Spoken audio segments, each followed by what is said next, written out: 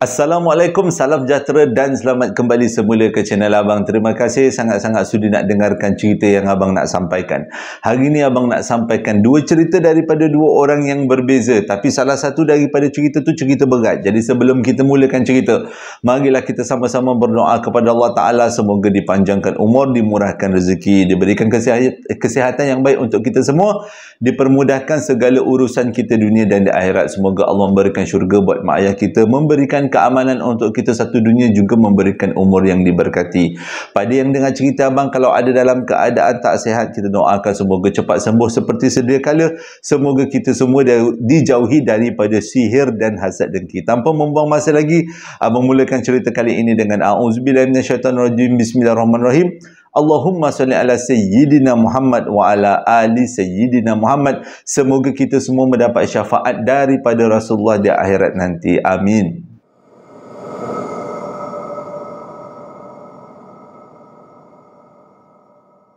Cerita yang pertama ni disampaikan oleh Firdaus, berlaku pada tahun 2004. Ini kisah ahli memancing yang balik daripada memancing, lepas tu terserempak dengan sesuatu.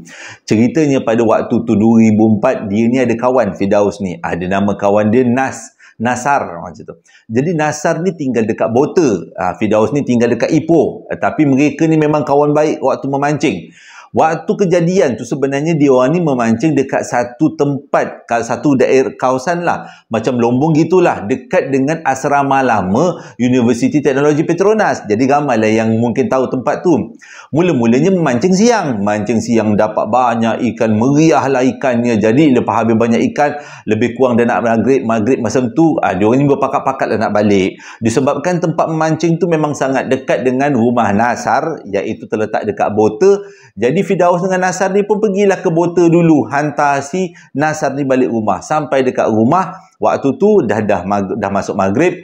Jadi mereka pun semayang kat situ dulu, makan-makan, rehat kat situ, kopi-kopi. Lebih kurang pukul 9 malam, waktu borak-borak tu ceritalah tentang kehebatan kolam tu tadi, yang mana mereka dapat banyak ikan, yang memang ikannya besar-besar. Jadi waktu bercerita tu, sambil-sambil bercerita, sambil-sambil makan, kegairahan untuk dapatkan lebih banyak ikan tu tiba-tiba muncul. Jadi Nasar ni pun terkeluarlah satu idea. Apa kata, kita lepas isyak ni kita jangan balik dulu, engkau jangan balik Ipoh dulu, kita mancing lagi dekat situ. Bila dengar macam tu, seronoklah kata Firdaus. Ini memang dua-dua kaki mancing yang abadi.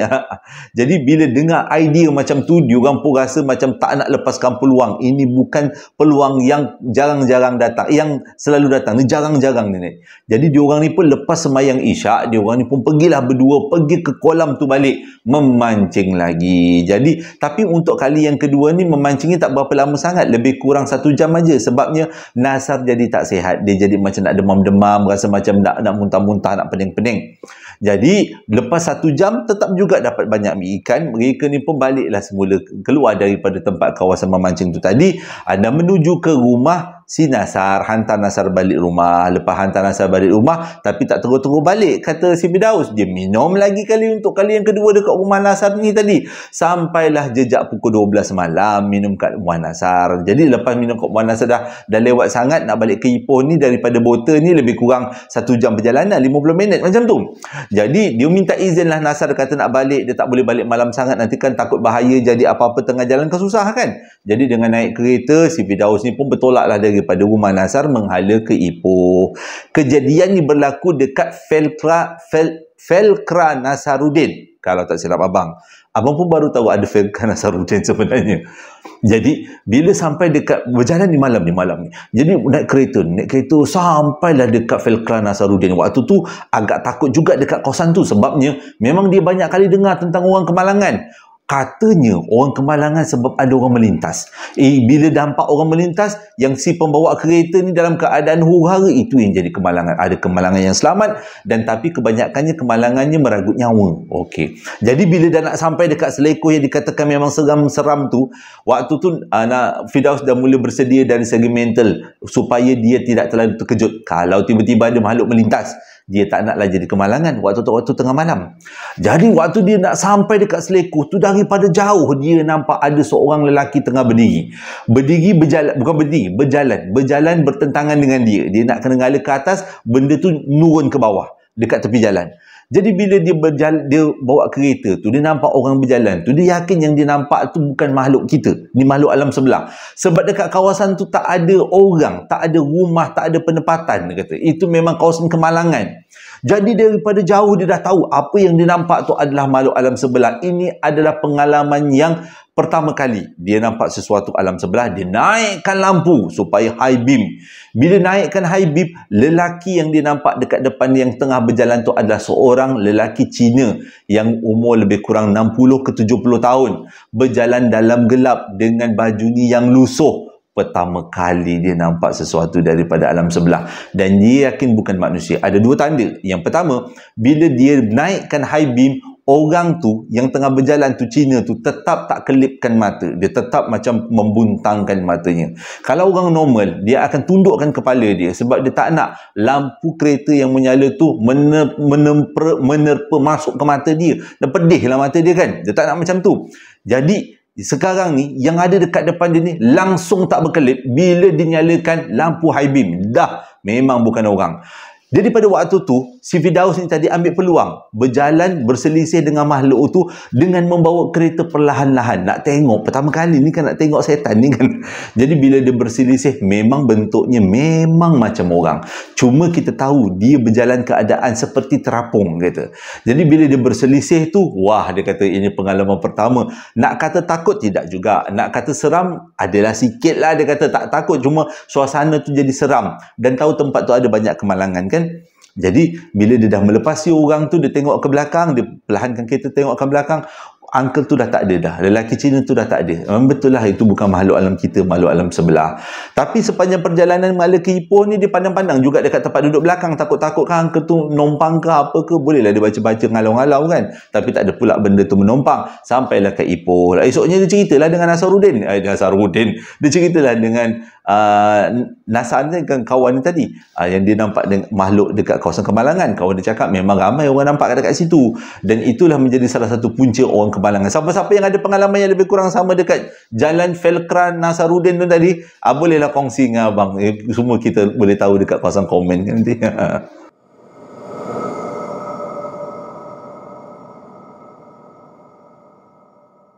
Cerita yang kedua ni disampaikan oleh Kai. Berlaku lebih kurang 10 tahun lepas dah. 2013, 2014 macam itulah. 10 tahun lepas dah lama kan. Jadi ceritanya, dia bercerita tentang kisah seorang lelaki yang namanya Abang Mat. Tapi dia tak nyatakan apakah kaitan dia dengan Abang Mat. Kai ni dia tak cerita. Cuma dia kata Abang Jo tolong sampaikan cerita ni ada dua sebab. Yang pertama, dia nak beritahu pada orang ramai supaya berhati-hati.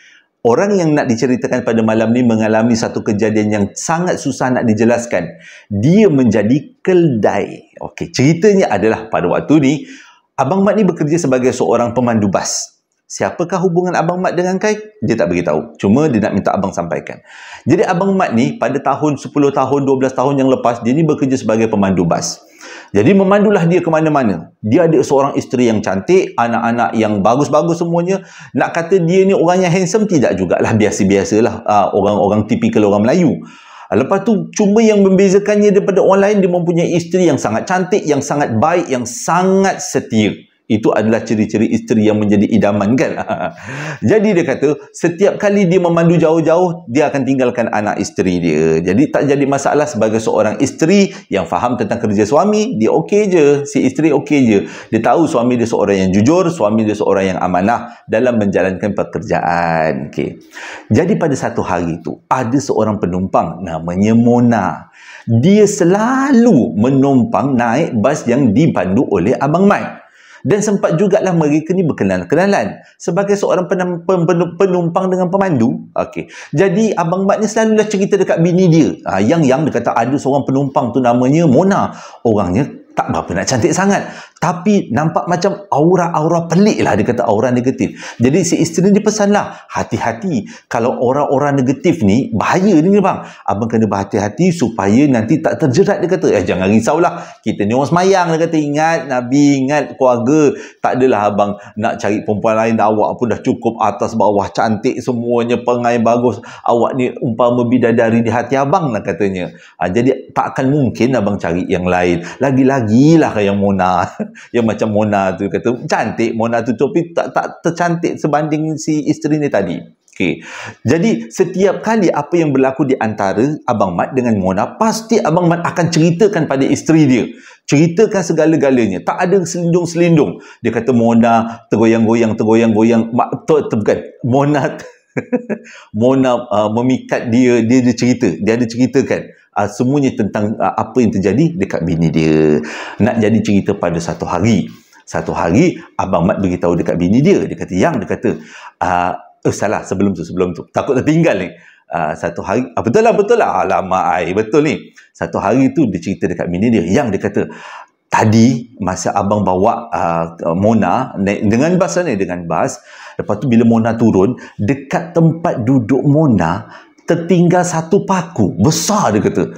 Pelik kan, dia kata. Jadi si isteri dia fikir, alah, kenapa dia tinggalkan paku, dia kata. Jadi paku tu abang letak mana? Abang takut nak bawa balik. Abang letak dekat dalam laci bas, dia kata.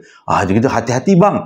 Itulah abang pun takut juga, dia kata. Paku ni pelik juga, dia kata. Jadi paku dia kata panjang ni lebih daripada sejengkal dan besar, dan selalunya digunakan untuk memaku Pontianak. Untuk memaku Pontianak, macam tu lah besar dia. Jadi dia ceritakan kat bini dia. Okeylah, benda tu berlalu.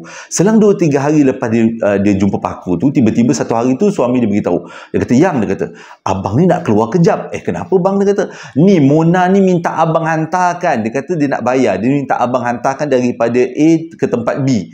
Ni abang nak beritahu ni. Sekejap je. Abang insya-Allah lepas tu abang balik lah, dia kata. Jadi si isteri dia, okey, tak ada apa-apa curiga. Memang suami dia orang yang baik. Abang Mat ni orang yang baik. Dan bini dia memang percaya dengan Abang Mat. Okey, dia hantarlah, dia keluar daripada rumah, lepas tu dia hantarlah. Kononnya dia hantar Mona lah tu. Sejak daripada tu, Abang Mat tak balik. Tak balik sampai kena buat report polis, sampai kena cari bomo, carilah orang pandai nak mengesan mana tempatnya Abang Mat. Abang Mat tak balik 3 bulan. 3 bulan hilang tanpa jejak. Dia tak bawa dia punya barang-barang macam beg-beg, dia tak bawa. Dia hanya sehelai sepinggang dengan wallet, dengan kereta iswara dia. Itu je lah. Yang mana si isteri tadi buat report polis, minta tolong orang macam-macam untuk kesan suami dia. Di antara orang-orang yang diminta tolong adalah seorang yang alim tu. Dia beritahu suami dia ni di bawah pengaruh sihir. Dan dia punya sihir kuat sangat. Jadi tak boleh dia nak mengubat, dia kata. Dia bukan orang yang pakar berubat. Cari orang yang mengubat menggunakan solat, dia kata. Ada solat-solat sunat dia. Cari orang macam tu. Jadi pada waktu tu si isteri dengan anak-anak dia, dengan ekonomi, sebab Abang Mat seorang yang bekerja kan, dengan ekonominya yang tak menentu ini, lepas tu carilah orang, akhirnya jumpalah ada seorang tu, dia kata dia boleh mengubat, tapi ubatnya menggunakan solat-solat hajat. Jadi dia kata dia boleh ubatkan. Buatlah ubat dengan orang tu, solatlah hajat. Habis orang tu solat je, dah sujud komel lama lagi, dia beritahu, memang betul suami puan di bawah pengaruh sihir. Tapi jangan risau, saya akan cuba tolong dengan saya buat ruqyah dan beberapa solat hajat, dia kata.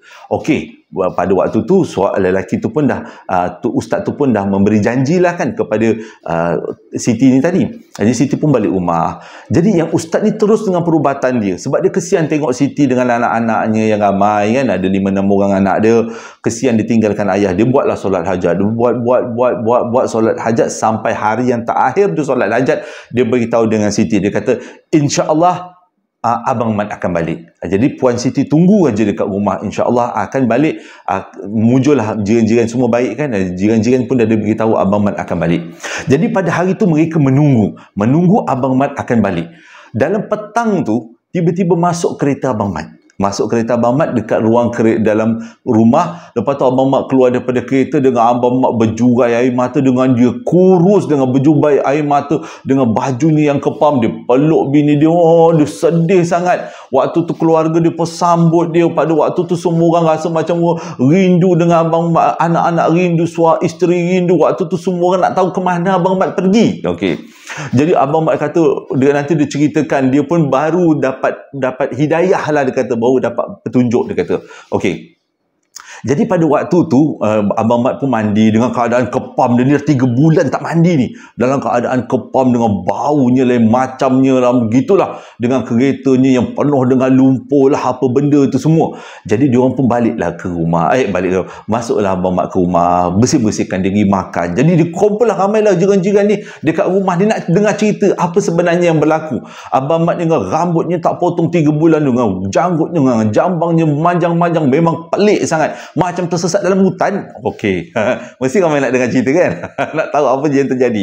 Itu juga dengan abang waktu baca email tu. Okey, jadi Abang Mat cerita, pada hari itu dia memang nak hantar Mona. Mona minta tolong dihantarkan ke suatu tempat. Okey, jadi dia pun beritahu dekat bini dia. Dia pun bawa wallet dengan baju kemeja dia, kotak-kotak dia dengan seluar jeans. Dia pergilah tempat mana yang Mona tunggu. Dia sampai dekat situ, dia memang Mona yang naik. Okey, Mona naik. Lepas tu Mona ni dia akan minta tolong Abang Mat hantar dekat tempat-tempat tertentu. Dia kata. Jadi Abang Mat kata sepanjang tu dia hantar Mona, dia macam contohnya Abang Mat tolong hantar Mona dekat tempat ni, hantar. Abang Mat tolong hantar Mona dekat tempat ni, hantar. Jadi kerjanya itu je lah, hantar. Bila hantar je, Mona akan turun. Lepas tu dia bawa macam beg. Lepas tu Abang Mat tak ikut, Abang Mat dalam kereta. Lepas tu lepas dia hantar barang-barang dia, lepas tu dia masuk kereta balik. Okey Abang Mat, kita teruskan perjalanan. Hantar kat tempat B pula, tempat C pula, macam tu je. Dan bila penat, Abang Mat akan tidur dalam kereta. Lepas tu itu je lah kehidupan dia. Abang Mat akan diberi duit minyak dan juga diberi duit makan sepanjang kejadian tu berlaku. Jadi dia kata dia tak pernah tahu Mona duduk mana. Cumanya yang dia tahu, kalau dia penat, perasannya dia akan terlelap saja. Dia akan, kalau dia penat, Mona abang penat, abang tidurlah, terus tidur. Macam tu je. Itu je yang dia ingat. Dia tak ingat dia berhenti kat mana, dia tak ingat. Dia cuma ingat arahan Mona satu, pergi dekat tempat A, tempat B, tempat C, tempat yang berbeza-beza. Kadang-kadang dekat utara, kadang-kadang dekat pantai timur. Padahal rumah dia ni kat selatan ni. Dekat pantai utara, pantai timur, Penang. So merata Malaysia ni. Berjauh-jauh jalannya. Abang Mat tahu tempat-tempat tu, tapi dia tak ingat lah kat mana secara spesifik. Tahulah ni Terengganu ni. Hantar Mona. Lepas tu Mona turun, pergilah hantar barang. Selalunya mereka akan turun dekat masjid.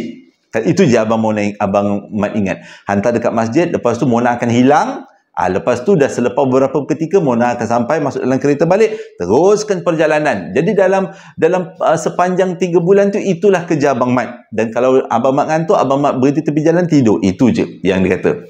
Tapi pada satu hari, waktu dia tengah bawa kereta, tiba-tiba Mona sakit perut. Itu selepas beberapa ketika lah dia kata. Mona sakit perut yang teramat sangat, yang menyebabkan Mona menjerit-jerit dalam kereta, dan Mona minta Abang Mat pergi ke Thailand, sempadan Thailand. Abang Mat ikut pergi ke sempadan Thailand. Lepas tu Mona turun daripada kereta, entah pergi ke mana, masuk ke dalam hutan turun situ. Lepas tu selepas beberapa ketika, Mona keluar dalam keadaan okey sikit, taklah berapa sakit sangat. Lepas tu dia cakap, okey bang, kita kena terus pergi ke ni pula, Terengganu pula. Pergi pula ke Terengganu. Tapi dalam perjalanan ke Terengganu tu, Mona sakit perut lagi. Jadi dengan kata lain, Mona punya sakit perut tak hilang-hilang. Tetap juga ada. Malam semakin teruk.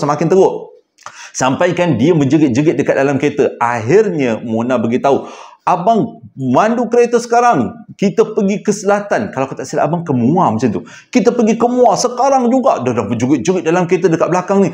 Yang Abang Mat ni memang tak ada perasaan. Dia macam ikut je lah. Ikut sampai dekat Muar tu, dekat hospital. Lepas tu terus Mona keluar daripada kereta. Mona pergi masuk dalam hospital. Lepas tu dia ditahan dekat ward. Lepas tu Abang Mat pun turun daripada kereta. Tunggulah dekat luar hospital tu. Diam lah dia tunggu. Dia macam pekerja. Tunggu luar. Lepas tu dah sudah tu, tiba-tiba dia terfikir, aku ni buat apa dekat sini? Kenapa badan aku bau busuk? Dia kata, kenapa aku macam ni? Dia waktu tu baru dia terfikir, Aku kat mana ni? Aku nak buat apa ni? Aku nak buat apa? Dia heboh tanya dekat orang hospital tu, saya siapa? Saya dekat mana? Buat apa saya dekat sini? Jadi orang hospital cakap lah, awak, encik ni mengantar isteri encik. Isteri saya, baru dia teringat isteri dia, Siti, kat kampung. Dia baru teringat isteri, baru teringat, tapi dia tak tahu isteri dekat mana, dia tak tahu. Jadi orang kata dengan kad pengenalan tak ada, dengan yang ada beberapa dokumen je lah, tapi kad pengenalan dengan lesen tak ada. Memang dia tak tahu letak kat mana. Mungkin Mona pegang lah. Jadi dia tak tahu letak kat mana. Dia kata dia tak tahu dia siapa, dia tak tahu dia kat mana, dia tak tahu dia berasal daripada mana. Yang dia tahu dia bekerja dengan seseorang yang bernama Mona. Itu sahaja dia kata. Jadi pada tu, waktu tu orang-orang hospital tu beritahu, lebih baik encik ni pergi ke pejabat pos. Balai polis. Pejabat pos apa? Balai polis. Kat sana cik cerita. Jadi orang-orang ni bawa dia pergi balai polis. Bila sampai dekat balai polis, dia ceritalah. Dia cerita yang dia ni, dia tak tahu kat mana, dia buat apa, dia tak tahu. Dia tahu hantar barang, hantar orang yang nama Mona. Itu je. Jadi bila polis tengok ni report, dia kata, cik ni termasuk dalam orang hilang, report orang hilang. Cik ni dah hilang 3 bulan, dia kata. Keluarga cik cari 3 bulan hilang. Ke keluarga saya kat mana? Waktu tu dia menangis, baru ingat bini, baru ingat anak semua. Lepas tu pihak polis tu pun bawa lah, tundalah dia dengan kereta Iswara dia sampailah dekat kampung dia. Lupa abang tak pastilah waktu dia balik tu polis ada ke tidak. Tu abang tak pasti. Tapi dia sampai ke kampung dia. Bila sampai dekat kampung dia, barulah dia semakin jelas. Itu pun atas bantuan polis tau. Polis tahu alamat dia. Sebab ada report orang hilang kan. Tahu alamat dia. Itu yang polis bawa ke kampung tu. Jadi pada waktu tu, Abang Mat ceritakan yang dia sebenarnya tak ingat. Dan dia tak tahu sebenarnya dia dah hilang selama 3 bulan. Yang dia tahu, makan tidur. Bila dia bangun daripada tidur, dia kena bawa Mona ke setiap tempat dengan membawa satu bungkusan. Itu je yang dia ingat. Apa bungkusan yang Mona bawa pun dia tak tahu. Kenapa Mona bawa pergi jumpa kat masjid pun tak tahu. Padahal Mona free hair. Dia takkan semayang kan. Bukanlah maksud abang orang free hair tak semayang. Bukan. Masuk dalam masjid selalunya kena bertudung kan. Ini free hair tapi masuk dalam masjid. Jumpanya kat masjid. Dia jumpa siapa pun tak tahu. Dia akan bawa satu bungkusan, satu kotak. Itu je dia punya modus operandi dia. Yang Abang Mat ni memang bekerja 3 bulan dengan Mona, hanya diberi duit minyak dan duit makan sahaja, dan dia akan bawa Mona sekitar satu Malaysia. Dan ada kalanya ke selatan Thailand, ada kalanya banyak tempat. Itu je yang dia ingat. Dia kata, apa yang dia buat dia pun tak tahu. Jadi kesimpulannya adalah mungkin Abang Mat ni dipukau untuk menjadi pemandu kepada Mona. Mona ni mungkin ada satu kerja yang tidak jelas apa kerja dia, yang dia akan mengupah seseorang untuk bawa ke tempat-tempat yang sepatutnya. Apa yang terjadi dekat Mona, dekat hospital tu, tiada siapa yang tahu. Sebab Abang Mat selepas sampai dekat rumah, dia lupa muka Mona. Tapi dia ingat nama Mona. Mona je dia ingat. Mona binti apa pun dia tak tahu. Tapi dia ingat muka Mona, nama Mona, tapi dia lupa muka Mona. Okey. Jadi abang macam terfikir tau, adakah ini caranya orang yang nak buat jahat, dia minta dia, nak dihantar kurier. Pernah dengar kan? Kurier ke beberapa tempat tertentu dan menggunakan pemandu khas yang dipancing menggunakan sihir. Dia gunakan sihir, kacau orang tu punya minda untuk bantu dia membawa bungkusan tu tadi ke tempat-tempat tertentu. Dan tidak mustahil Mona tu masih lagi ada. Selain daripada Abang Mat, mungkin Mona ada mangsa-mangsa dia yang lain yang dijadikan sebagai keledai untuk sesuatu. Hati-hati. Terima kasih sangat-sangat sudi dengarkan cerita yang abang sampaikan. Untuk cerita yang kedua, abang macam sesuatu yang boleh, betul-betul abang cakap, boleh dibuat filem. Benda ni untuk kebaikan semua. Dia menggunakan sihir untuk memberikan keburukan pada orang. Tak sangka kan benda ni boleh jadi sesuatu yang sangat dahsyat. Abang tak boleh nak cerita dalam video, tapi abang rasa semua orang boleh faham apa yang abang maksudkan dengan bungkusan tu tadi. Boleh jadi pada ahli keluarga kita. Cuma hati-hatilah. Jangan terlalu baik dengan orang. Tapi mujurlah setiap kali yang berlaku. Abang Mat selalu cerita dekat Siti apa yang berlaku. Dan selepas diperiksa dekat hospital, siapa Mona hilang macam tu aja. Dia pun dah tak ingat. Tapi janganlah fikir, oh jangan-jangan Abang Mat ni kahwin lain kot. Dia kahwin dengan Mona. Tak, dia tak kahwin dengan Mona. Dia cuma jadi pemandu Mona untuk penghantar barang. Moga-moga cerita ini beriktibar pengajaran dan hiburan. Hingga berjumpa lagi dalam hari yang akan datang. Assalamualaikum warahmatullahi wabarakatuh.